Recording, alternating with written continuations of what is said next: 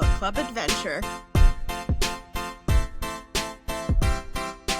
Okay, game shows aside, if any of our listeners would like to join in this fun conversation, feel free to leave us a comment, throw us a review, email us at bookclubbybecca@gmail.com, or throw us a DM on Instagram. We are at Becca's Book Club Adventure, and hopefully we hear from you.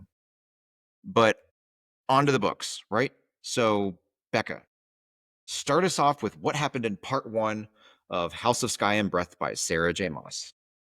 So, the story opens with a prologue where we basically meet Selena Sardanthian inside the work or death camp of Enderveer. Wait, hold on. Actually, it's Sophie we meet, a rebel agent who infiltrates the Calava death camp to rescue her younger brother, Emil. Little familiar, little confusing reading this prologue here. Sophie manages to escape with Emil and a group of children, but sacrifices herself to buy them time, and ultimately gets captured by the Hind, who chains lead blocks to Sophie's feet and drops her into the ocean to die. So after the prologue, we jump right back to Crescent City, where Selena Siddharthian is attending the symphony. Bryce and her parents are attending a ballet starring Juniper.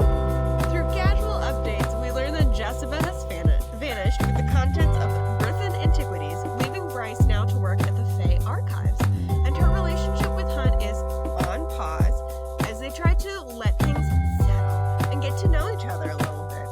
Meanwhile, Hunt is still with the 33rd and is second in command under Isaiah.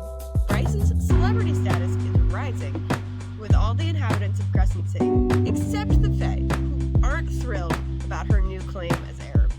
No, they are not. And but after the ballet, a party rages at Rune's house to celebrate Juniper bringing down the house and being the talk of the town. Amidst the merriment, I use that word loosely, amidst the merriment, a strange Fae arrives. Cormac is a northern cousin of both Rune and Bryce.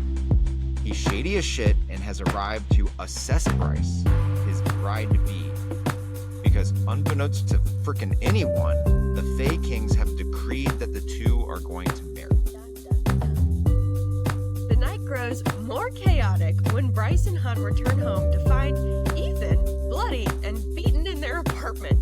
He's been beaten within an inch of his life and kicked out of his pack after standing up to Sabine. Sabine be a bitch. Meanwhile, Therion, at the River Queen's command, is searching for the body of Sophie Renast at the bottom of the sea. He doesn't find her body, though, but he does find her lead blocks and the unlocked chains. Super suspicious. The River Queen redirects his mission: find Emil. Back in Crescent City, Rune confronts the Autumn King about selling Bryce off to Cormac, but the Autumn King won't budge because Bryce's only value to him is her ability to procreate. And he reiterates that is also true for Rune's betrothal to Hypaxia, no matter the controversy of her bloodline, as we kind of learn that Hypaxia got the crown despite also having controversial and undesirable necromancer abilities, and having the Hind as a, stepsister, or second half-sister. As the Fae Archives, Bryce calls Jessica to gain information on the bust of Thur that she's trying to verify, and her lunch is interrupted by Cormac, who informs her that their union was precedented by the Oracle, and that they would bring great prosperity to their people. And Bryce slams the door in his face. Like a boss. Political tensions rise as Celestina, a new archangel, arrives in Crescent City to replace Micah. She brings with her 2 former members of Sandriel's Triari, Baxian and Pollux.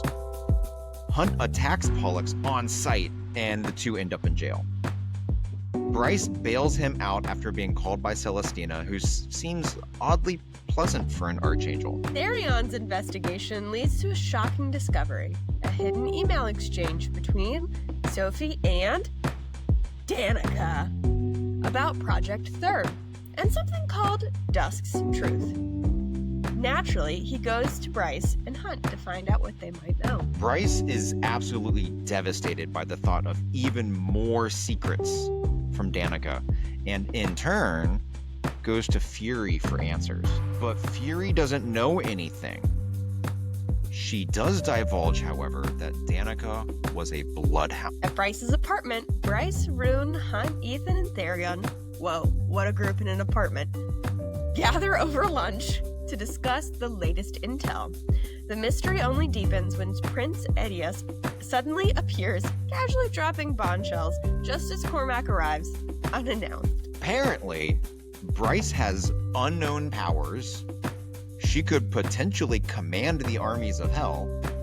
And Cormac is a rebel agent, and he's the one who helped Sophie escape Caval. After some light interrogation on both sides, Bryce strikes a deal with Cormac. Bryce will help Cormac find Emil and the intel on Danica had Sophie discovered about the Asteri in exchange for the engagement being called off. Cormac then makes his departure after convincing Rune to meet him for drinks later to talk. Bryce and Hunt depart to go back to their respective jobs.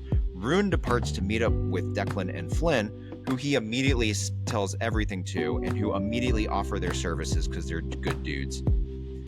And Therion heads on back to the Istris River. As Bryce and Hunt disappear to go back to their jobs, they maybe take a little side quest and realize maybe they can't make it to the next holiday before they get deeper into their relationship. But after Therion leaves, Ethan blows off some steam and is playing around with Danica's old store and ends up destroying the coffee table just as Bryce returns home to get her ID badge.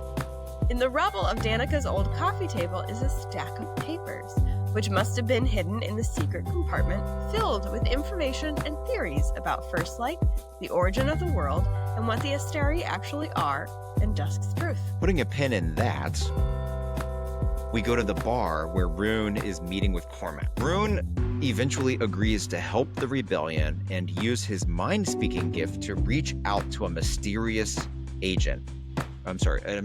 contact named Agent Daybright, who is very, very close to the Asteri, apparently. And this allows Rune to begin a covert correspondence and become Agent Knight. After a long day of dealing with Biaxin, Hunt goes back to the apartment where Bryce blows his mind. After finally falling asleep after all the excitement, Hunt has an unsettling dream encounter with Apollyon, the seventh demon prince known as the Star Eater, who tells Hunt that he and Bryce need to unlock their powers because war is coming, and Apollyon doesn't want to lose this time. The next day, on their way to continue learning about and training their starborn powers, Rune and Bryce are ambushed by Reapers, who are allegedly sent by Apollyon. I don't know what this dude's game is. Anyways, the Reapers take Rune. Okay, so my show notes say Bryce cheeses after them, but what I meant to write is that Bryce chases after them, but is surrounded by even more Reapers. Only Cormac's timely arrival saves them, and then allows Bryce to use Rune's Star Sword to kill some of the Reapers, who, by the way, are already dead. And that's where part 1 ends.